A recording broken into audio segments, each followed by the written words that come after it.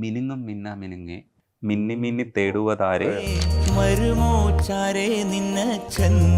Personal ലൈഫിൽ വളരെ ക്രൂഷ്യലായിട്ടുള്ളൊരു moment കൂടെ കടന്നു പോകുന്ന സമയത്ത് എഴുതിയ പാട്ടും കൂടിയാണ്. ഞാൻ സത്യം പറഞ്ഞാൽ ആദ്യമായിട്ട് പാട്ട് എഴുതാൻ വേണ്ടിയിട്ട് ബസ്സിലല്ലാതെ കാറിൽ യാത്ര ചെയ്യുന്നത് ഇതിനാണ്. ഉയിരിൻ നാഥനെ.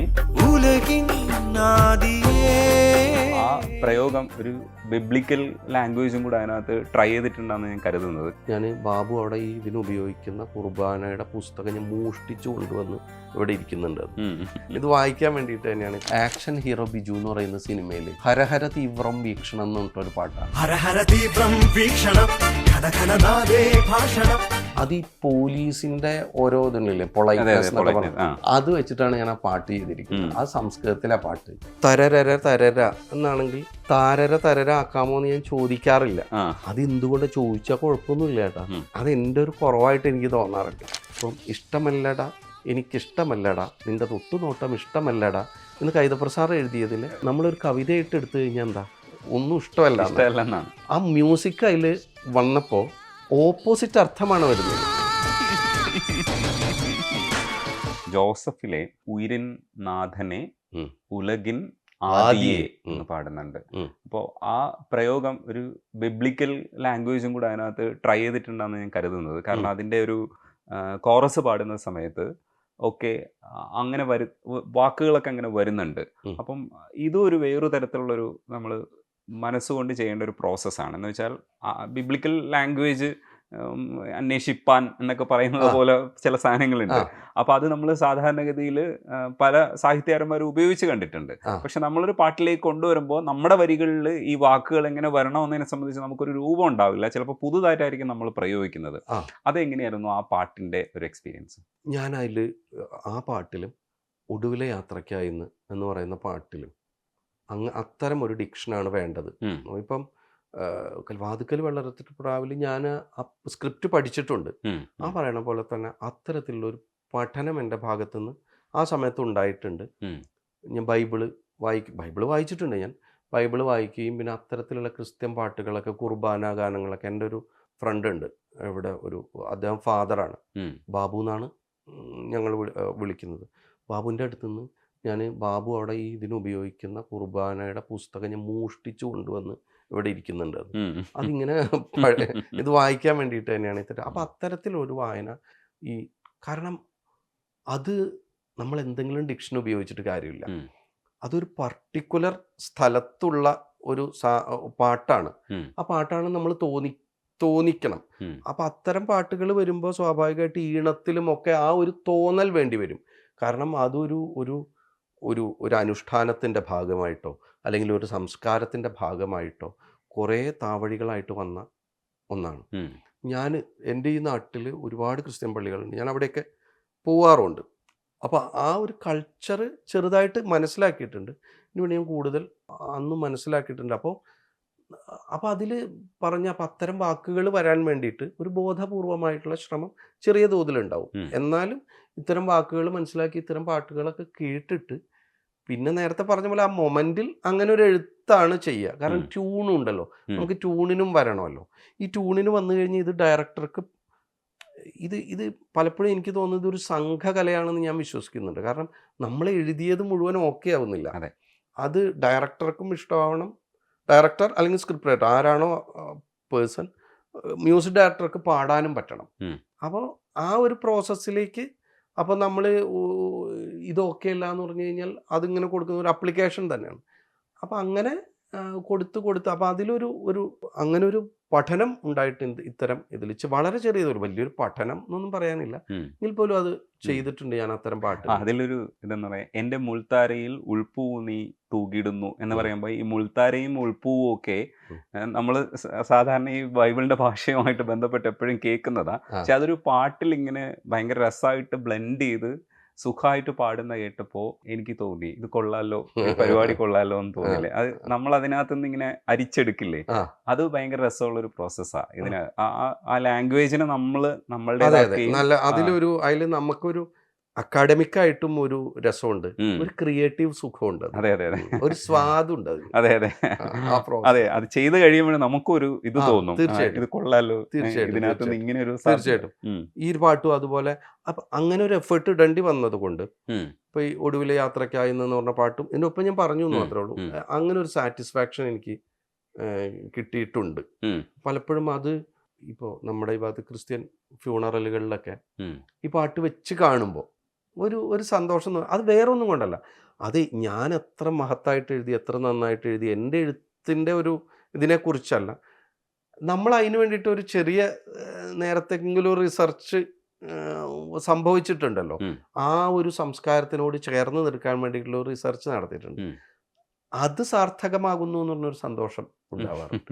ഒരർത്ഥത്തിൽ ഈ പാട്ടെഴുത്ത് ഒരു അപ്ലൈഡ് ആർട്ടാണെന്ന് വേണമെങ്കിൽ പറയാം. തീർച്ചയായിട്ടും അത് പറയുമ്പോഴും അപ്പോൾ ഹരിയുടെയൊക്കെ ഒരു സാറ്റിസ്ഫാക്ഷന് വേണ്ടിയിട്ട് സ്വതന്ത്ര സംഗീതത്തെയൊക്കെ ആശ്രയിക്കും. ഇത് നമ്മളൊരു ജോലിയും കൂടെയാണിത്. പക്ഷേ ഇതിലെവിടെയൊക്കെ നമ്മളൊരു എഴുത്തുകാരനാണ്, നമ്മൾ വേറൊരു ജോലിയായിട്ട് ആണ് പാട്ടെഴുത്തിനെ കാണുന്നത് എന്നൊക്കെ സങ്കല്പിക്കാം. ഇല്ലെങ്കിൽ പാട്ടെഴുത്താണ് നമ്മുടെ ജോലി എന്നുള്ള അർത്ഥത്തിൽ സങ്കല്പിക്കാം.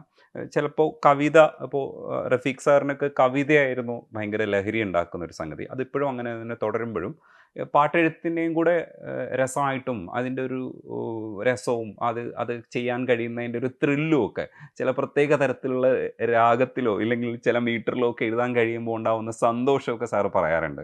ഇത് സാധിക്കുമെന്ന് വിചാരിച്ച സാധനമല്ല, ഈ ടക്ക് ടക്ക് ടക്ക് ടക്ക് ടക്ക് ഈ സാധനത്തിൽ എന്ത് വെക്കാനാ എന്ന് വിചാരിച്ചിട്ടുണ്ട്. അപ്പോൾ ഗോപിക്ക് വേണ്ടിയിട്ട് ഞാൻ എഴുതുന്ന സമയത്ത് അങ്ങനെ റിസ്ക് എടുത്തിട്ടുണ്ട് എന്നൊക്കെ പറയുമ്പോൾ ഇനി എനിക്കൊന്നും വരാനില്ല എന്ന് പറയും. അതേപോലെ ഒരു രസമൊക്കെ ഉണ്ടാവും. ഇതിലേത് പ്രോസസ്സാണ് ശരിക്കും സുഖം അനുഭവിക്കുന്നതെന്ന് എനിക്കറിയില്ല. ഹരി കവിത എഴുതുമ്പോഴാണോ അല്ലാതെ ഈ പാട്ടെഴുതുമ്പോഴാണോ? രണ്ടും രണ്ട് സുഖം ആണ് എനിക്ക് തോന്നുന്നത്. നിങ്ങളൊരു സദ്യ കഴിക്കുന്നതാണോ അല്ലെങ്കിൽ ഒരു ബീഫ് ബിരിയാണി കഴിക്കുന്നതാണോ എന്ന് വെച്ച് കഴിഞ്ഞാൽ രണ്ടും രണ്ടാണ്. ഒരു കാപ്പി കുടിക്കുന്നതും വേറൊരു സുഖമാണ്. ഈ കവിത എഴുതുമ്പോൾ ഞാൻ കവിത എഴുതാറുണ്ട്. കവിത എഴുതുന്ന പക്ഷേ കവിയായി തീരുക എന്ന് ഒരു കാലത്ത് സ്വപ്നം കണ്ടിട്ടുണ്ട്. അതിൻ്റെ ഭാഗമായിട്ട് കവിത എഴുത്ത് നടക്കുന്നുണ്ട് തീർച്ചയായിട്ടും.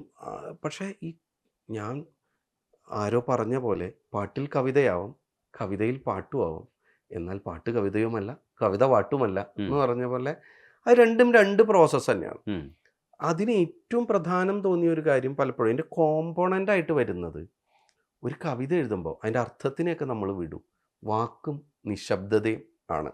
അത് പാട്ടായി മാറുമ്പോൾ അവിടെ എനിക്ക് എൻ്റെ ഒരു തോന്നലാണ്, അവിടെ സംഗീതം കൂടി, വാക്ക്, നിശബ്ദത, സംഗീതം, ഇത് മൂന്നും കോമ്പോണൻ്റായിട്ട് വരും. ഈ സംഗീതം ഭാഷയുടെ ഭാഗമായിട്ട് വരുമ്പോൾ, ഇപ്പം ഇഷ്ടമല്ലടാ എനിക്കിഷ്ടമല്ലടാ നിൻ്റെ തൊട്ടുനോട്ടം ഇഷ്ടമല്ലടാ എന്ന് കൈതപ്രസാദ് എഴുതിയതിൽ നമ്മളൊരു കവിതയായിട്ട് എടുത്തു കഴിഞ്ഞാൽ എന്താ, ഒന്നും ഇഷ്ടമല്ല.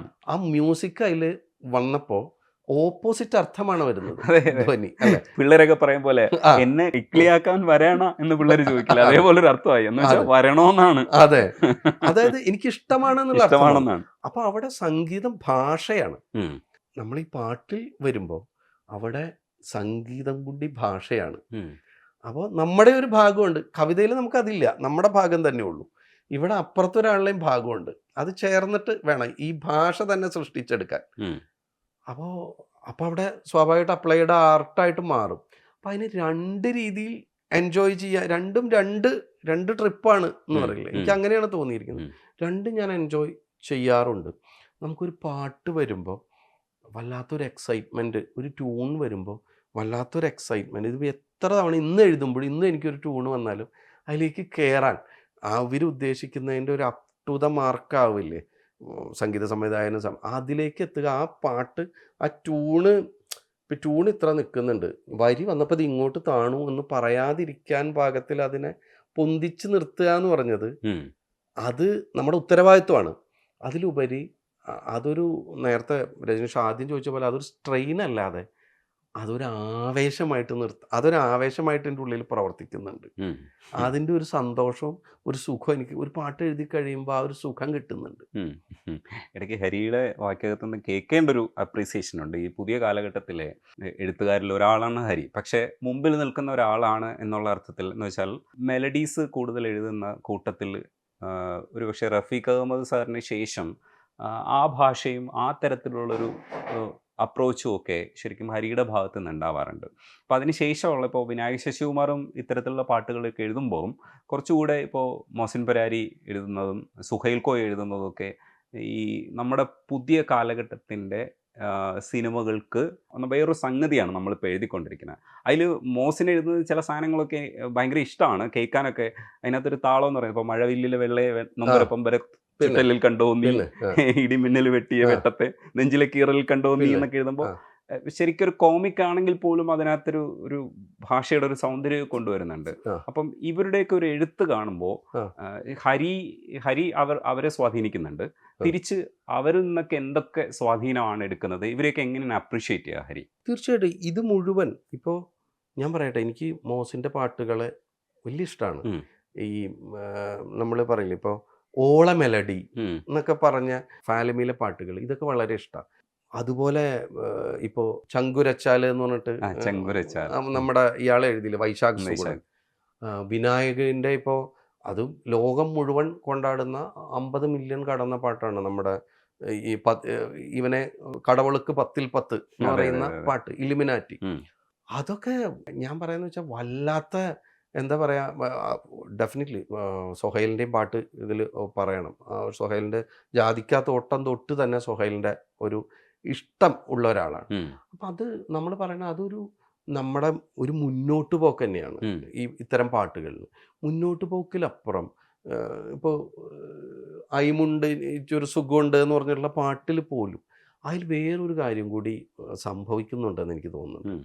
നമ്മൾ പണ്ടൊക്കെ സിനിമയിൽ ഒരു ഭാഷ അല്ലെങ്കിൽ ഒരു പൊതുഭാഷ അങ്ങനെയായിരുന്നു. ആ കാവ്യഭാഷ കവിതയിലും അങ്ങനത്തെ അപൂർവമായിട്ട് ഇംഗ്ലീഷ് വരുന്നല്ലാതെ.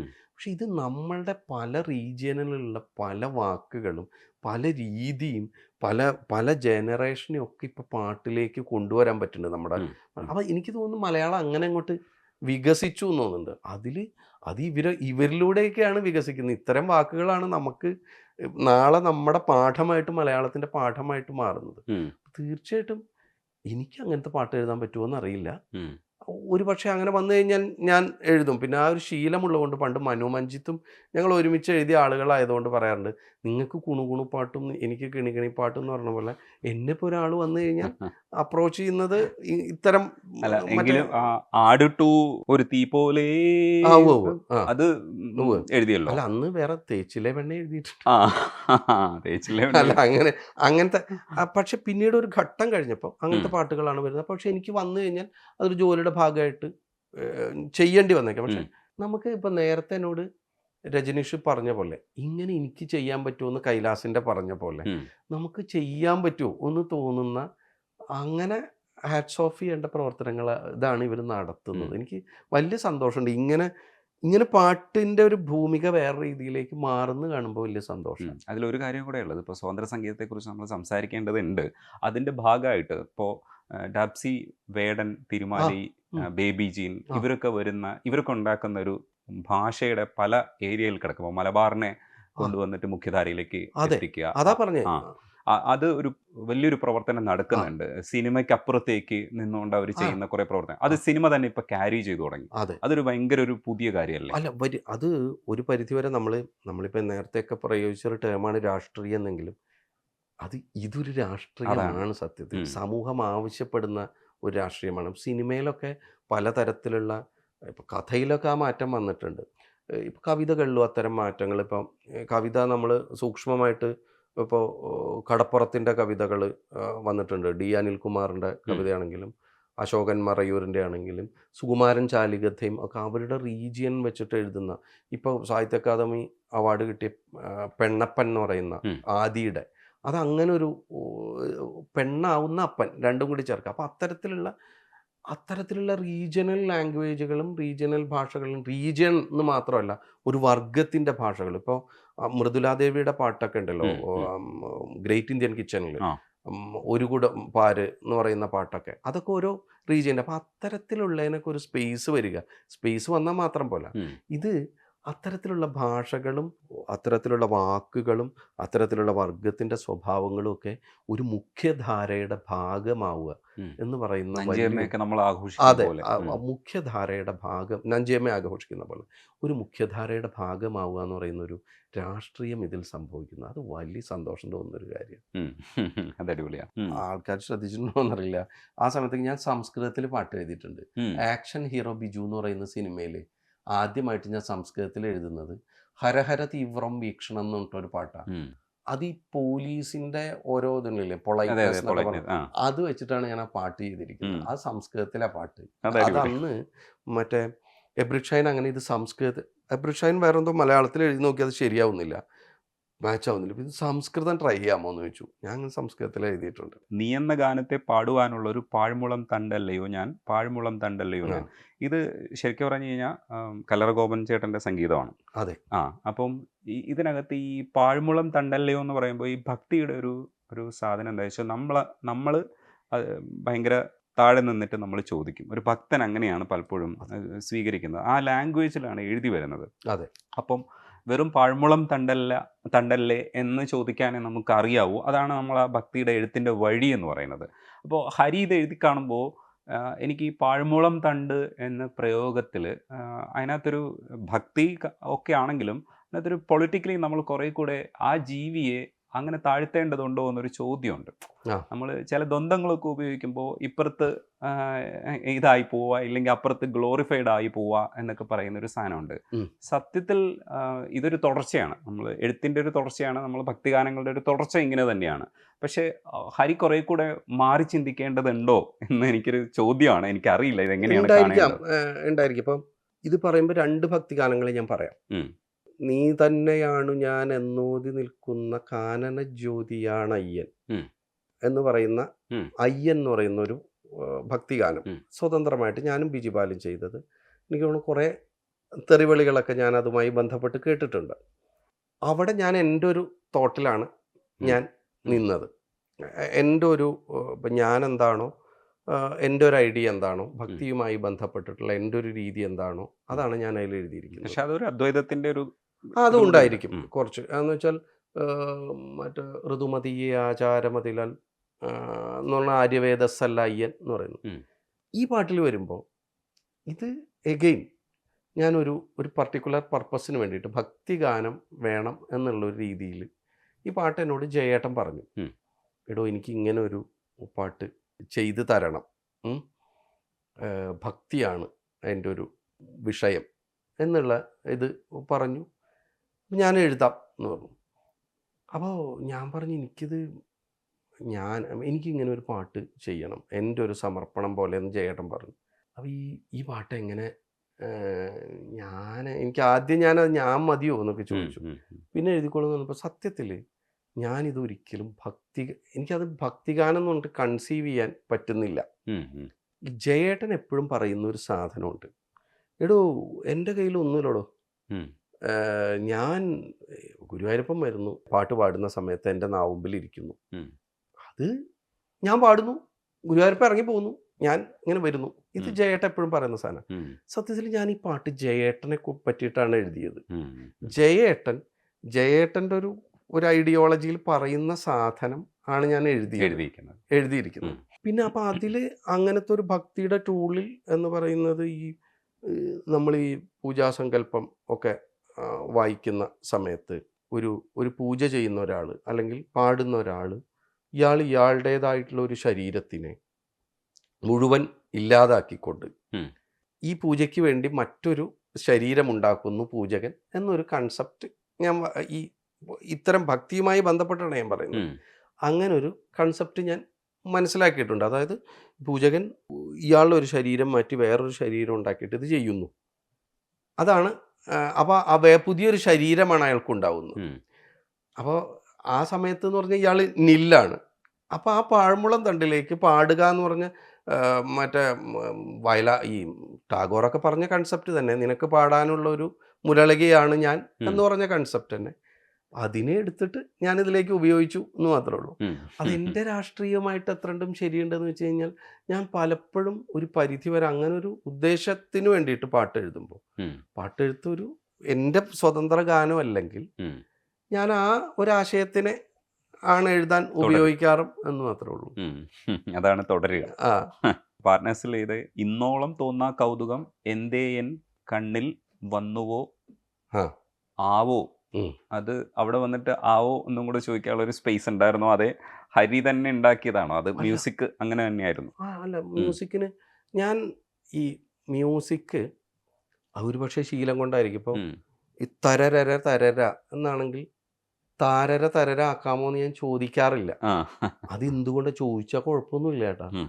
അത് എൻ്റെ ഒരു കുറവായിട്ട് എനിക്ക് തോന്നാറുണ്ട്.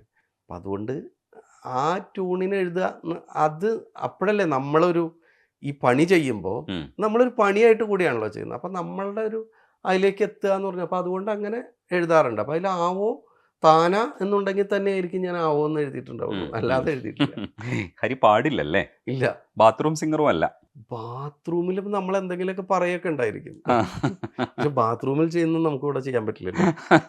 ഇപ്പോൾ ഈ ഷാൻ റഹ്മാന്റെ പാട്ടുകളിൽ ഒരുപാട് തരത്തിലുള്ള വ്യത്യസ്തതകൾ ഉണ്ടാവും. ഇപ്പോൾ ആധുനിക കാലഘട്ടത്തിൽ പാട്ടുണ്ടാക്കുന്ന ഒരു മനുഷ്യനാണ്. അതെ, ഈ ഒരുപാട് പാട്ടുകൾ ഒരുപാട് ജോണേഴ്സിൽ പാട്ടുണ്ടാക്കുന്നുണ്ട്. പക്ഷേ എനിക്ക് ആടിലെ പാട്ടുകളൊക്കെ എന്ന് പറയുന്നത് എനിക്ക് ഗംഭീര ഇഷ്ടമാണ്. അത്തരത്തിലുള്ള കുറേ സാധനങ്ങൾ, പിന്നെ ഈ പുള്ളിയുടെ കുറേ കോറസും ഒക്കെ ഉണ്ടാവും. പിന്നെ പാട്ടിനെ വേറെ രീതിയിൽ ഒരുപാട് ലെയറായിട്ട് ട്രീറ്റ് ചെയ്യുന്ന ഒരു മനുഷ്യനാണ്. നമ്മളൊരു പാട്ട് പാടിയിട്ട് പോയാലും തിരിച്ച് നമ്മൾ പോയി കേട്ട് കഴിഞ്ഞാൽ ആ പാട്ടായിരിക്കും അവിടെ ഇരിക്കുന്നത്. അതാണ് ഷാൻ റഹ്മാന്റെ പ്രത്യേകത. അതിൽ രാസാത്തി വ്യത്യസ്തമാണെങ്കിലും എനിക്ക് ഓമൽ താമര കണ്ണല്ലേ എന്ന് പറയുന്ന ഓമൽ താമര കണ്ണല്ലേ സാധനം ഞാൻ പ്രകാശിൽ, അതും രാസാത്തിയും കൂടെ പറയൂ. രാസാത്തി എന്നെ വിട്ട് പോകാതടി എന്ന് പറയുന്നത് എനിക്ക് തോന്നുന്നു പ്രത്യേക തരത്തിലൊക്കെ റെക്കോർഡ് ചെയ്തെടുത്താണെന്ന് വിനീത് ഇടയ്ക്ക് പറയുന്നുണ്ടായിരുന്നു. കാരണം അത്രയും ലൈറ്റൊക്കെ ഓഫ് ചെയ്ത് വെറുതെ ഒരിടത്ത് ഇരുന്നിട്ടൊക്കെയാണ് അത് റെക്കോർഡ് ചെയ്തതെന്ന് വിനീത് പറഞ്ഞിട്ടുണ്ടായിരുന്നു. ഈ രണ്ട് പാട്ടുകളും രണ്ട് ജോണറിലാണ് വരുന്നത്. അതിൽ ഷാൻ റഹ്മാനെ ഓർത്ത് ഈ രണ്ട് പാട്ട് എനിക്ക് ഷാൻ ഭായിയുടെ ഞാൻ ആദ്യം എഴുതുന്ന പാട്ട് എന്ന് പറയുന്നത് മിലി എന്ന് പറയുന്ന സിനിമയിൽ മൺപാത നീട്ടുന്ന മോഹങ്ങളെ എന്ന് പറയുന്നതായിരിക്കുന്നു. ഈ പടത്തിൽ വരുമ്പോഴേ ഇത് ഇവർ കമ്പോസിങ് സെഷൻ ഇരിക്കുന്ന സമയത്ത് രണ്ടുപേരും വന്ന് 10:30 ഹരി ബിസിയാണോ എന്നൊക്കെ ചോദിച്ച് വിനീത്. അപ്പോൾ ഞങ്ങൾ പരസ്പരം ബായ് എന്നാണ് വിളിക്കുന്നത്. ഷാൻ അപ്പോൾ അവർ രണ്ടുപേരും തരും, എന്നിട്ട് ഒരു ട്യൂൺ അയക്കട്ടെ എന്ന് വയ്ക്കും. ഞാൻ ഇതിൽ ആദ്യം എഴുതിയത് എനിക്ക് തോന്നുന്നു കണ്ണേ തായ്മലരെ എന്ന് പറയുന്ന പാട്ടാണ്. എനിക്ക് പേഴ്സണൽ ഇഷ്ടമുള്ളൊരു പാട്ടും കൂടിയാണ്. കാരണം ആ തായ്മലരെ എന്ന് പറഞ്ഞ പ്രയോഗം എന്തോ എനിക്ക് പേഴ്സണലി ഇഷ്ടമുള്ളതാണ്. ഈ രാസാത്തി എന്ന് പറയുമ്പോൾ രാസാത്തി ഓൾറെഡി അതിലുണ്ടായിരുന്നു. എന്നിട്ട് എഴുതി ഞാൻ ബാക്കി വരിയൊക്കെ എഴുതി. അത് കഴിഞ്ഞ് അപ്പോൾ രാസാത്തി എന്ന് പറയുന്ന വാക്കിന് ഞാൻ കുറേ ഓപ്ഷൻസ് കൊടുത്തു. അത് ശരിയാവുന്നില്ല. പിന്നെ ഞാൻ തന്നെ പറഞ്ഞു അങ്ങനെ വന്നുകൊണ്ട് കുഴപ്പമൊന്നുമില്ലല്ലോ, അപ്പോൾ അങ്ങനെ രാസാത്തി തന്നെ വെച്ചോളാൻ പറഞ്ഞു. അപ്പോൾ അങ്ങനെ പാടാല്ലേ എന്ന് പറഞ്ഞു. ഇനി ഇത് അങ്ങനെയാണ് അത് പാടിയത്. അങ്ങനെയാണ് ആ പാട്ട് വരുന്നത്. ഓമൽ താമര വളരെ രസമാണ്. ഷാൻ ഭായി ഒരു ദിവസം എന്നെ വിളിച്ചു, ഭായി ഒരു പാട്ടുണ്ട്, ഒരു പല്ലവി ഉണ്ട്, ഒന്ന് എഴുതി നോക്കാമോ, ബാക്കിയൊക്കെ ഞാൻ പറയാം എന്നിട്ട് പുള്ളി ഒരു ആശയം പറഞ്ഞു. അങ്ങനെ ഞാൻ എഴുതി, ഒരു 3-4 ഓപ്ഷൻ പല്ലവി എഴുതി. ഓക്കെ, ഇതിങ്ങനെ വെച്ച് ചെയ്തോളൂ എന്ന് പറഞ്ഞു. ബാക്കി ഒരു ചരണം കൂടിയേ ഉള്ളൂ എന്ന് പറഞ്ഞു. അത് രണ്ടും എഴുതി കഴിഞ്ഞിട്ടാണ് പുള്ളി എന്നോട് പറയുന്നത്, ഞാൻ കൊടുത്തിട്ടുണ്ട്, എനിക്ക് ഇത് സത്യൻ സാറിൻ്റെ പടത്തിനാണ്, ഞാനിപ്പോൾ പറയുന്നില്ല, ഞാനൊരു ആശയം പറഞ്ഞു എന്നുള്ളൂ. അത് കഴിഞ്ഞ് എന്നെ ഒരു സത്യൻ സാറ് വിളിച്ചു, ഹരി ആക്ച്വലി ഇത് വേറെ രീതിയിലാണ് നമ്മൾ എഴുത്തൊക്കെ വേറെ അങ്ങനെ, പിന്നെ അതിങ്ങനെ തിരിഞ്ഞും പറഞ്ഞ് ഹരിയിലേക്ക് എത്തി. ഹരിയോട് ഞാൻ ഈ കഥയും സിറ്റുവേഷനും ഒന്നും പറഞ്ഞിട്ടില്ല, ഷാൻ പറഞ്ഞത് വെച്ചാണ് ഹരി എഴുതിയത്. ഓക്കെയാണ്, എനിക്കിതൊക്കെ ഓക്കെയാണ്, പക്ഷെ ഞാൻ കഥയൊന്ന് പറയാം. ഇതുവരെ കുരുടൻ ആനയെ കണ്ട പോലെയാണല്ലോ ചെയ്തത്, ഞാൻ കഥയൊന്ന് പറയാം, എന്നിട്ട് കഥ മുഴുവൻ. അപ്പം ഞാൻ കേട്ടു ഫോണിൽ, ഇനി ഹരിക്ക് എന്തെങ്കിലും അതിൽ മാറ്റാമെന്ന് തോന്നുന്നുണ്ടെങ്കിൽ മാറ്റിക്കോളും, ഇല്ലെങ്കിലും ഇത് ഓക്കെയാണെന്ന് തോന്നുന്നു. ഞാൻ എന്നിട്ട് ഞാൻ ഒന്നും കൂടി കഥ കേട്ടത് വെച്ചിട്ട് ഞാൻ ഒന്നും കൂടി എവിടെ ഒക്കെ മാറ്റി ഞാൻ കൊടുത്തു. അങ്ങനെയാണ് ഈ പാട്ട് വരുന്നത്. ആ പാട്ടിലൊരു ചെറിയ സാധനം കൂടെ ഉണ്ട് ഡിസ്കസ് ചെയ്യാൻ. അത് ഈ ഷാൻ റഹ്മാന്റെ പാട്ടുകളുടെ ഒരു പ്രത്യേകതയുണ്ട്. അതിനകത്ത് എവിടെയെങ്കിലും ഒക്കെ ഷാന്റെ ഒരു കൈ കാണും. അതിലാണ് ഇതില് പലവരു കാണുമ്പോൾ ഒരു ചിരി തൂകുന്നോ, അങ്ങനെ ഒരു സാധനമുണ്ട്. അതായത് എനിക്ക് തോന്നുന്നു മറ്റേ ഒരു പരസ്യം ഉണ്ടായിരുന്നു, കാപ്പിരുന്നാട്ടിൽ സൂര്യനെത്തി അതിനെയൊക്കെ ഓർമ്മിപ്പിക്കുന്ന ആ. കോമിക് സ്റ്റൈലുണ്ട്. അത് ആ, അതിനകത്ത് അത് കൊണ്ടുവന്നിട്ടുണ്ട്. ഇത് പലതും പുള്ളിയുടെ ഇതിൽ പലതും ഉണ്ടാവും. പലപ്പോഴും എനിക്ക് തോന്നിയിട്ടുണ്ട് ഈ അദ്ദേഹത്തിൻ്റെ ഇപ്പം നമ്മളിങ്ങനെ പാട്ട് ട്യൂൺ പാടിത്തരുമ്പോൾ ഇവരിങ്ങനെ എന്തെങ്കിലും ഒരു ജിബ്രിഷോ എന്തെങ്കിലുമൊക്കെ ഉണ്ടാകില്ലോ. മിക്കവാറും പാട്ടുകളിൽ ഹിന്ദി ആയിരിക്കും ഷാൻ്റെ. എവിടെ ഒരു ഇൻ്റർവ്യൂവിൽ അദ്ദേഹം പറഞ്ഞു കേട്ടോ, എനിക്ക് ഹിന്ദി ഒന്നും അറിഞ്ഞിട്ടല്ല, ആ സമയത്ത് അങ്ങനെ പാടാൻ തോന്നുന്നു, അങ്ങനെ വരുമെന്ന് തോന്നുന്നു. അപ്പോൾ ഈ തരരരാര ഓ തരരര എന്നുണ്ടായിരിക്കും. ആ ഓ നമ്മൾ അവിടെ കീപ്പ് ചെയ്യുന്നു, അതെ. ബാക്കിയുള്ള എഴുതുന്നു. അത് ഷാൻ്റെ സ്ഥിരം പരിപാടികളിലൊന്നാണ്. എനിക്ക് ഭയങ്കര ഇഷ്ടമാണ്. പിന്നെ ഇത് പാടിയത് എനിക്ക് തോന്നുന്നു യദു എസ് മാരാര പാടിയത്. യദു പിന്നെ അങ്ങനെ പ്ലേ ബാക്ക് ചെയ്തിട്ടുണ്ടോ എന്ന് എനിക്കറിയില്ല. യദു വേറൊരു കലാകാരനാണ്. യദു കഴിഞ്ഞ തൃശ്ശൂർ പൂരത്തിൻ്റെ നമ്മളേറ്റവും എല്ലാവരും കാണുന്ന ഇലഞ്ഞിത്തറ മേളം ഉണ്ടല്ലോ, ഇലഞ്ഞിത്തറ മേളത്തിൽ വൺ ഓഫ് ദ ഉരുട്ടുചണ്ട വായിക്കുന്ന ആളാണ് യദു. പെരുവനം സതീശന്മാരാരുടെ മകനാണ്. സതീശന്മാരും ഉണ്ട് അതില് അങ്ങനെ ഒരു ചെണ്ട ആർട്ടിസ്റ്റും കൂടിയാണ് ഈ യദുവാണ് ഇത് പാടിയിരിക്കുന്നത്. ഹരി മൃദംഗം ഇപ്പോഴും പ്രാക്ടീസ് ചെയ്യുന്നുണ്ടോ? ഞാൻ മൃദംഗം പഠിച്ചിട്ടുണ്ടെന്നുള്ള ഇപ്പൊ പ്രാക്ടീസ് ചെയ്യുന്നൊന്നുമില്ല. മിനുങ്ങും മിന്നാ മിനുങ്ങേ മിന്നി മിന്നി തേടുവതാരെ വരുമോ ചാരേ നിന്നച്ഛൻ. ഭയങ്കര ലളിതമായിട്ടുള്ള എന്നാൽ എപ്പോഴും നമ്മൾ കേൾക്കാൻ ആഗ്രഹിക്കുന്ന ഒരുപാട് പേര് മിന്നാമിനിങ്ങിനെ കുറിച്ച് നമ്മൾ പാടി കേട്ടിട്ടുണ്ട്. അതിൽ പക്ഷെ വീണ്ടും ഒരു സോങ് കൂടെ നമുക്ക് കിട്ടുകയാണ്, നമ്മൾ ഒരിക്കലും മറക്കാത്തത്. അത് എഴുതുമ്പോൾ വേറൊരു തരം സാറ്റിസ്ഫാക്ഷൻ കിട്ടില്ലേ ഇത്തരം വരികൾക്ക്? തീർച്ചയായിട്ടും അതിൽ ഒരുപാട് സാറ്റിസ്ഫാക്ഷൻ ഉണ്ട്. ഞാൻ എൻ്റെ പേഴ്സണൽ ലൈഫിൽ വളരെ ക്രൂഷ്യലായിട്ടുള്ളൊരു മൊമെൻറ്റിൽ കൂടെ കടന്നു പോകുന്ന സമയത്ത് എഴുതിയ പാട്ടും കൂടിയാണ്. അതിന് പ്രസക്തിയൊന്നുമില്ല കേട്ടോ, ഒന്നുമില്ല. ആ സമയത്ത് ആ ദിവസമാണ് എന്നെ ഈ പാട്ടിന് വിളിക്കുന്ന സമയത്താണ് എൻ്റെ അമ്മ വീണിട്ട് ബ്ലഡ് ക്ലോട്ട് ചെയ്തിട്ട് ഹോസ്പിറ്റലൈസ്ഡ് ആവുന്നത്. അപ്പോൾ ഈ 2-3 പ്രാവശ്യം വിളിച്ചു, വരാൻ പറ്റുമോ എഴുതാൻ. ഞാൻ പറഞ്ഞു ഞാൻ പറ്റില്ല എന്ന് പ്രൊഡക്ഷനിൽ നിന്ന് വിളിച്ചു. അവസാനം അപ്പോൾ ഇത് പുലർച്ചെയാണ് വിളിക്കുന്നത്. അപ്പോൾ ഞാൻ 2 മണിക്ക് അമ്മയെ കൊണ്ട് ചെന്നിരിക്കുന്നത്. 4 മണി ഡോക്ടർ വന്ന്, ഡോക്ടർ ജോയ്, അദ്ദേഹം ഇവിടെ തൃശ്ശൂർ ഹോസ്പിറ്റൽ, അശ്വനി ഹോസ്പിറ്റലിൽ. അപ്പോൾ ഡോക്ടറെ കണ്ട് ഡോക്ടർ കുറച്ച് കഴിയുമ്പോൾ ഓരോ ഘട്ടം കഴിയുമ്പോഴും പിന്നെ അമ്മയോട് സംസാരിച്ചു. അപ്പോൾ ഹോസ്പിറ്റലിൽ വേണം. അപ്പോൾ പറഞ്ഞു വേണമെങ്കിൽ നീ പൊക്കോ എന്ന് പറഞ്ഞു. അപ്പോൾ ഞാൻ പറഞ്ഞു ഞാൻ ഇന്നൊന്ന് പോയി വരാം. ഞാൻ അവരോട് ചോദിച്ചു ഞാൻ ഇന്നൊന്ന് വന്ന് സിറ്റുവേഷൻ കേട്ട് പോന്നാൽ മതിയോ എന്ന് ചോദിച്ചു. അപ്പോൾ പറഞ്ഞു അല്ല അത് പറ്റുമോയെന്നറിയില്ല എന്ന് പറഞ്ഞു വെച്ചു. പിന്നെയും കുറച്ച് കഴിഞ്ഞിട്ട് എന്ന് പറഞ്ഞു. ഞാൻ സത്യം പറഞ്ഞാൽ ആദ്യമായിട്ട് പാട്ട് എഴുതാൻ വേണ്ടിയിട്ട് ബസ്സിലല്ലാതെ കാറിൽ യാത്ര ചെയ്യുന്നത് ഇതിനാണ്. എൻ്റെ ഒരു സുഹൃത്തിൻ്റെ കാറിൽ. കാരണം ഇവിടെ തിരിച്ച് ഹോസ്പിറ്റലിൽ എത്തണമല്ലോ. അവരെ കണ്ട് പ്രിയൻ സാറിനെ കണ്ടപ്പോൾ പ്രിയൻ സാറിനോട് ചോദിച്ചു നീ എന്തിനാണ് ഇപ്പം ഇങ്ങോട്ട് പോകുന്നതെന്ന് ചോദിച്ചു. എൻ്റെ അമ്മ ആശുപത്രിയിൽ കുഴപ്പമില്ല സിറ്റുവേഷൻ കണ്ട് സിറ്റുവേഷനൊക്കെ പറഞ്ഞ്. അപ്പോൾ എന്നോട് പറഞ്ഞു മിനുങ്ങും മിന്നാ മിനുങ്ങേ എന്നുള്ളത് അതിലെഴുതിയിട്ടുണ്ട് ഓൾറെഡി. അത് കമ്പോസ് ചെയ്യുമ്പോൾ 4 മ്യൂസിക്സ് ആണ്. അത് വെച്ചിട്ട് വേണം പാട്ട് എഴുതാൻ എന്ന് പറഞ്ഞു.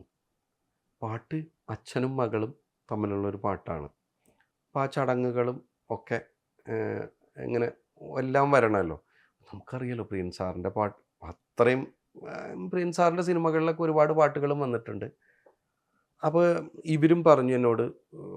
അതിനുശേഷം പിന്നെ പ്രിയൻ സാറിനോട് എന്നോട് സ്വതന്ത്രമായിട്ട് എഴുതാൻ. അപ്പം 4 മ്യൂസിക്സും പറഞ്ഞു ഇതിങ്ങനെ കുറച്ച് ടഫാണ്, സൂക്ഷിച്ച് ഇത്രയും സിമ്പിളാക്കിയിട്ട് വേണം എന്നൊക്കെ പറഞ്ഞു.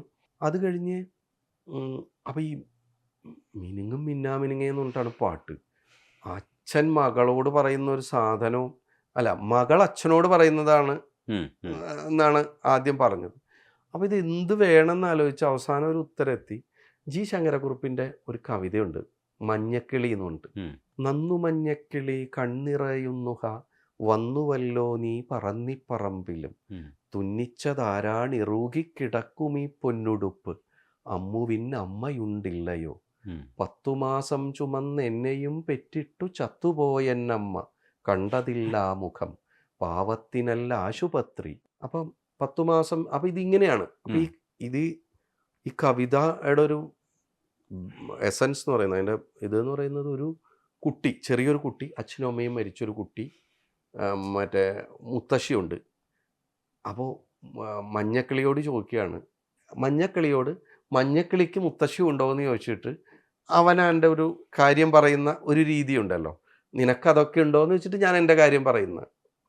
നമ്മൾ നിനക്ക് വാച്ച് ഉണ്ടോ എന്ന് ചോദിച്ചിട്ട് എൻ്റെ വാച്ച് ഇങ്ങനെ കാണിക്കുന്ന പോലത്തെ. അപ്പം ഇത് അപ്പം എനിക്ക് ആ പെട്ടെന്ന് ആ ഒരു സാധനം ആ ഒരു ക്രാഫ്റ്റിൽ അങ്ങനെ ഉപയോഗിക്കാമെന്ന് തോന്നി. അപ്പോൾ മിന്നാമിനിങ്ങിനോട് ചോദിക്കാം, നിനക്ക് ഇതൊക്കെ ഉണ്ടോ, ഇങ്ങനെ ഒരു അച്ഛനുണ്ടോ, അച്ഛൻ ഇങ്ങനെ ചെയ്ത് തന്നിട്ടുണ്ടല്ലോ, അത് നിനക്ക് ചെയ്ത് ആ ഒരു ഇത് ഫോളോ ചെയ്തിട്ടാണ് ആ പാട്ട് എഴുതിയത്. അതിൽ പിന്നെ ആ കുട്ടിയുടെ ജീവിതമൊക്കെ കാതൊന്ന് കുത്തിയിട്ട് കമ്മൽ അങ്ങനെയൊക്കെ എഴുതി പോയിട്ടുണ്ട്. അതിന് പ്രിയൻ സാറ് അതിന് ഒരു ദിവസം പാട്ടൊക്കെ കഴിഞ്ഞ് റെക്കോർഡ് ചെയ്തിട്ട് പ്രിയൻ സാറിൻ്റെ മാനേജർ എന്നെ വിളിച്ചിട്ട് പറഞ്ഞു, സാറ് വിളിക്കും അപ്പം ഒന്ന് റെഡിയല്ലേ എന്ന് വെച്ചാൽ റെഡിയാണ്. ഒന്നാണെങ്കിൽ ഇവിടെ ഗ്രാമപ്രദേശമാണ്, എൻ്റെ കയ്യിൽ BSNL മൊബൈലാണ്, എവിടെയും റേഞ്ചില്ല. ഞാൻ അവിടെ ഒരു മരത്തിൻ്റെ അടുത്ത് വേണം പോയി നിൽക്കാൻ. അപ്പം പ്രിയൻ സാറ് വിളിക്കുന്ന വിചാരിച്ചിട്ട് ഈ മരത്തിൻ്റെ അവിടെ ഇങ്ങനെ പോയി നിൽക്കുക, റേഞ്ച് കട്ടാവരുതല്ലോ. അങ്ങനെ നിന്ന് സാറ് വിളിച്ചു. സാറ് വിളിച്ചിട്ട് ഹരി സാറ് അമ്മയുടെ അസുഖമൊക്കെയാണ് ചോദിക്കുന്നത്.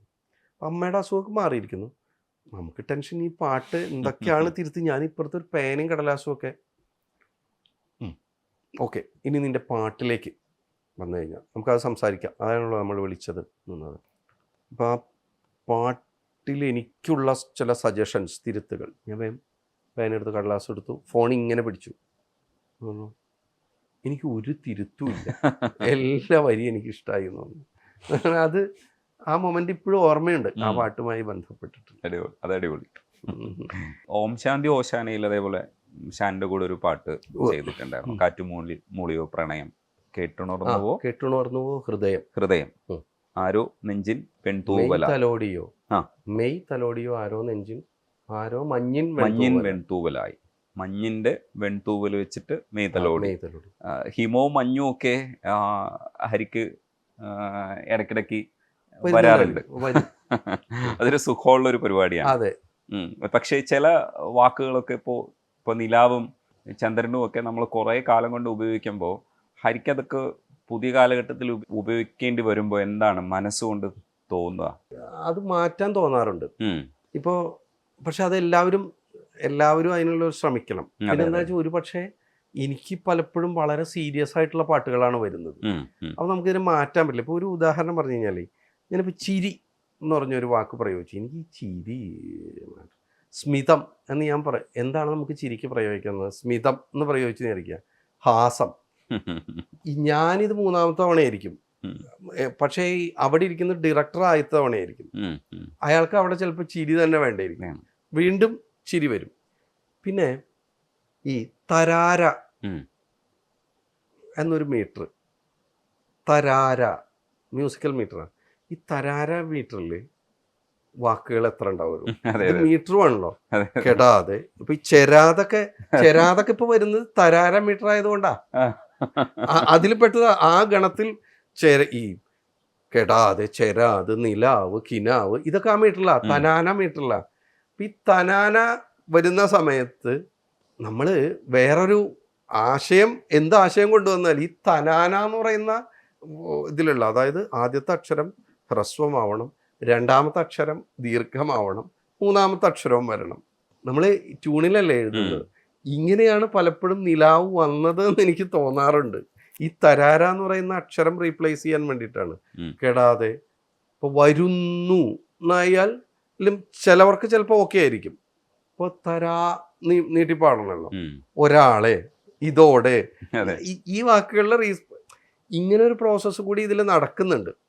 അപ്പോൾ ഒരു പക്ഷേ അങ്ങനെ ആ ഒരു ഇത് എല്ലാവരുടെ ഭാഗത്തു നിന്ന് നമ്മളിങ്ങനെ ഇരുന്നിട്ട് അത് വേണ്ട, അത് അങ്ങനെയുള്ള ഒരു സാധനം വരുമ്പോഴാണ് ഇത് മാറുള്ളൂ എന്ന് എനിക്ക് തോന്നുന്നു. തീർച്ചയായിട്ടും അങ്ങനത്തെ ഇതെല്ലാം എല്ലാം ഇത്തരം നമ്മളിങ്ങനെ മൊണോട്ടണസ് ആയിട്ട് ഉപയോഗിക്കുന്നത്.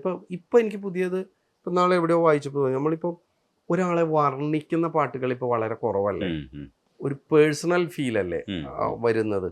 എനിക്ക് പലപ്പോഴും അങ്ങനെ ഒരു മാറ്റം തോന്നിയിട്ടുണ്ട്. അതായത് പണ്ടൊക്കെ എന്ന് പറഞ്ഞു കഴിഞ്ഞാൽ ഡ്യുവറ്റ് സോങ്സ് ആകുമ്പോൾ, അത് തെറ്റോ ശരിയല്ല കേട്ടോ, ഓരോ കാലഘട്ടം മാറുന്നതിനനുസരിച്ച് ഞാൻ പറയുന്നത്. നമ്മൾ ഡ്യുവറ്റ് സോങ് വരുമ്പോൾ ഒരു ഫീമെയിലിനൊരു പാർട്ട്, മെയിലിനൊരു പാർട്ട്. ഇന്നിപ്പോൾ ഡ്യുവറ്റ് ആണെങ്കിലും നമ്മൾ ആണിനും പെണ്ണിനും അല്ലെങ്കിൽ ഇന്നും ആണും പെണ്ണും മാത്രമല്ല, ഇന്ന് നമ്മൾ ഒരുപാട് ഇതുണ്ട്, LGBTQ അങ്ങനെ എല്ലാവരും ഉണ്ട്. എല്ലാവർക്കും പാടാവുന്ന രീതിയിലാണ് പാട്ട് വരുന്നത്. അങ്ങനെ എല്ലാവർക്കും പാടാവുന്ന രീതിയിൽ പാട്ട് വരണമെങ്കിൽ ഇപ്പോൾ ഒരു കണ്ണിനെ പറ്റിയിട്ടോ മുടിയെ പറ്റിയിട്ടോ വർണ്ണിക്കുന്നത് ആവരുത്. നമ്മുടെ ഉള്ളിലെ ഫീലായിരിക്കണം ഉം. വേണ്ടേ. അങ്ങനത്തെ മാറ്റങ്ങൾ ഇപ്പോൾ വന്നിട്ടുണ്ടെന്ന് തോന്നുന്നു. അപ്പോൾ ഇത് കാലങ്ങൾക്കനുസരിച്ച് ഇതൊക്കെ മാറേണ്ടത് തന്നെയാണ്. ഉം. കാരണം ഇതൊക്കെ ജനകീയ കലാരൂപമല്ലേ, ജനപ്രിയ കലാരൂപമല്ലേ. നമ്മളെ ഏറ്റവും ആദ്യം ഇന്നത്തെ ജനത്തിൻ്റെ ഒരു പൾസ് എന്താണെന്നുള്ളത് അതിലേക്ക് തന്നെയല്ലേ വരുന്നത്. ആ മാറ്റം വരിക തന്നെയാണ് വേണ്ടത് തീർച്ചയായിട്ടും. ഇപ്പം ഈ സുഹൈലിന്റെ ഒരു എഴുത്തില് ഇപ്പൊ ചായപ്പാനി തപ്പിയിലെ റോഡരികെ എന്ന് പറയുമ്പോൾ അത് രസമാണ്. ഈ ചായപ്പാനി എന്ന് പറയുന്നത് നമ്മൾ എവിടെയോ പ്രയോഗിക്കപ്പെടുന്ന നമ്മുടെ നാട്ടിൽ തന്നെയുള്ള വാക്കായിട്ടാണ് നമ്മളൊക്കെ ധരിക്കുന്നത്. പക്ഷെ നമുക്ക് അങ്ങനെ ഒരു പ്രയോഗം ഇല്ല എന്നുള്ളത് സത്യമാണ്. പക്ഷെ അതൊരു പ്രയോഗമായിട്ട് വരും, ഇനി നമ്മളത് അംഗീകരിക്കുകയൊക്കെ ചെയ്യും. അപ്പോൾ ഒരു പുതിയ വാക്ക് സംഭാവന ചെയ്തതുപോലെയാണ് ചായപ്പാനി. അപ്പോൾ അതേപോലെ പുതിയത് എഴുതുമ്പോൾ നമുക്ക് കിട്ടുന്നൊരു ആനന്ദം ഉണ്ടാവില്ലേ? തീർച്ചയായിട്ടും ഉണ്ടാവും. ഇപ്പോൾ നമ്മൾ ആലോചിച്ച് ഇതിൻ്റെ തുടക്കം നമുക്ക് ചിന്തിക്കാവുന്ന ഒരു തുടക്കം, പണ്ട് പൂശകനെ കണ്ട് എലിയെപ്പോലെ എന്ന് കുഞ്ചൻ നമ്പ്യാർ എഴുതി. അതുവരെ പൂച്ച എന്ന് പറഞ്ഞാൽ പൂശകൻ എന്നുണ്ടായിരുന്നില്ല. പിന്നെ പൂശകൻ പൂച്ചയുടെ ഭാഗമായിട്ട് മാറി. അത്തരത്തിൽ ഈ നമ്മൾ എന്നും ഇങ്ങനെ കൈമാറി വരുന്നത് കഥകളേക്കാൾ, കഥകളില്ല എന്നല്ല, പാട്ടുകൾക്ക് പഴയ പാട്ടുകളിൽ നമ്മുടെ നിൽക്കുന്നുണ്ടല്ലോ. ഒരുപക്ഷെ ഇപ്പോൾ കവിത 100 വർഷം മുമ്പുള്ള കുമാരനാശനെ നമ്മളിപ്പോൾ ആഘോഷിക്കുന്നു. ഇപ്പോഴും എല്ലാം കുമാരനാശൻ്റെ അദ്ദേഹം അത്രയും 100 വർഷം മുമ്പ് എഴുതിയതാണ്. ഒരു പക്ഷേ ഉണ്ടെന്നല്ല, അങ്ങനെ 100 വർഷം മുമ്പ് എഴുതിയൊരു കഥ നമ്മളപ്പോൾ ഇപ്പം ആഘോഷിച്ചു എന്ന് വരില്ല. കഥ കുറെ കൂടി കാലികവും കവിത പിന്നെയും കാലത്തേക്ക് നിൽക്കുന്നതാണ് പാട്ടുമൊക്കെ. അപ്പം ഇത്തരത്തിലൊന്ന് പാട്ടിൽ വരുമ്പോൾ അത് എല്ലാ കാലത്തും അതൊരു യൂസേജായിട്ടും ഒക്കെ. ഇപ്പോൾ എനിക്ക് വലിയ സന്തോഷം തോന്നി, എല്ലാ സ്ഥലത്തും ഇവനെ പടച്ചു വിട്ട കടവുൾക്ക് 10ൽ 10 എന്ന് പറയുന്ന വിനായകന്റെ വരി എത്ര സ്ഥലത്ത് കോട്ട് ചെയ്യപ്പെടുന്നുണ്ട്. അതൊരു ഭാഷയുടെ ഭാഗമായിട്ട് മാറുകയല്ലേ ചെയ്യുന്നത്. അത് വലിയ സന്തോഷമുള്ള കാര്യമാണ്. ഹരിയൊക്കെ പുതിയ വാക്കുകളൊക്കെ ഉപയോഗിച്ച് ഒരുപാട് എഴുത്ത് മുന്നോട്ട് പോട്ടെ, അതിനകത്തൊരു ആശയം കൃത്യമായിട്ട് തുടരാൻ കഴിയട്ടെ എന്നാണ് ഞാൻ ആഗ്രഹിക്കുന്നത്. ഞാൻ ചിന്തിക്കുന്നത് സംഭവിക്കട്ടെ എന്നുള്ളതാണ്. ഇത് ഒരു മൊമെന്ററി കൂടിയാണ് പാട്ടെഴുത്ത് എന്ന് പറയുന്നത്. ഒരുപാട് ഘടകങ്ങൾ ഒത്തുവരികയും എൻ്റെ എന്നുള്ളതിന് ഇതില്ല. ചിലപ്പോൾ എൻ്റെ എന്ന് വിചാരിച്ചിട്ട് എനിക്ക് നന്നായിട്ട് എഴുതാൻ പറ്റി എന്ന് തോന്നിയ ഒരു പാട്ട് ചിലപ്പോൾ അതാവില്ല, ചിലപ്പോൾ ആൾക്കാർ കേൾക്കുന്നതും സ്വീകരിക്കുന്നതും. അപ്പം എൻ്റെ എന്നുള്ളതിന് അതിന് പ്രസക്തിയില്ല. നമ്മൾ ഈ പാട്ടൊരു സംഘകലയാണെന്ന് വിശ്വസിക്കുന്നു. അതിലൊരു ഇൻഗ്രീഡിയൻ്റ് ആയിട്ട് ഞാൻ വരുമ്പോൾ ഈ സംഭവിച്ചതൊക്കെ അങ്ങനെയാണ്. ഞാൻ ഫോഴ്സ്ഡായിട്ട് ഒന്നും ചെയ്തിട്ടില്ല, സത്യസന്ധമായി പറഞ്ഞു. ഇനിയും അത് സംഭവിക്കട്ടെ എന്ന് വിചാരിക്കുന്നു. എന്തായാലും ആശംസയ്ക്ക് വലിയ സന്തോഷം. അപ്പോൾ ആ സംഘകല അങ്ങനെ തന്നെ രീതിയിൽ തന്നെ തുടരാൻ കഴിയട്ടെ. പുതിയ പുതിയ ഒരുപാട് പാട്ടുകൾ അതിൻ്റെ ഭാഗമായിട്ട് വരട്ടെ. ഞാൻ ചില പാട്ടുകളൊക്കെ ഓർത്തത് ഞാൻ ഹരിയോട് ചോദിച്ചിട്ടുണ്ട്. ഓർക്കാത്ത ഒരുപാട് പാട്ടുകളുണ്ടെന്ന് എനിക്കറിയാം. നിങ്ങളുടെ മനസ്സിലുള്ള പാട്ട് ചോദിച്ചില്ല എന്ന് വിചാരിച്ച് ദേഷ്യം വരരുത്. അത് ഹരിയുടേത് നമ്മൾ ആവർത്തിച്ച് കേൾക്കുന്നുണ്ടല്ലോ, അങ്ങനെ തന്നെ കാണാം. അപ്പോൾ തീർച്ചയായിട്ടും സംസാരിക്കാൻ കഴിഞ്ഞാൽ നന്ദി. Thank you.